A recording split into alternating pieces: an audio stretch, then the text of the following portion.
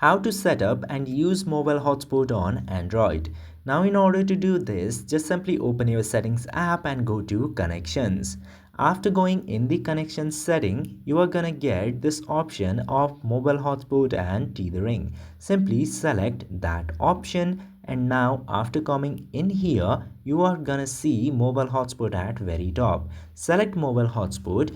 Now after coming in this section, you can customize your hotspot, starting off with changing your network name. Simply tap into that. You can set up a network name for your hotspot, and then you can set up a password for your network. Then you can switch bands if you have options available in here. I have 2.4G and 5G options. Just simply select the band, and then you can change the security if you want.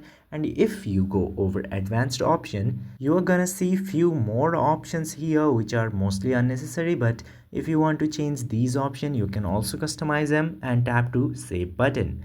Now after doing this much, you can set up auto hotspot if you want, and also OTP. And after doing all this, you can enable this upper toggle to enable your hotspot, and you can use your hotspot in any other device and share your hotspot with your friends. I hope this video was helpful to you. If yes, don't forget to hit that subscribe button.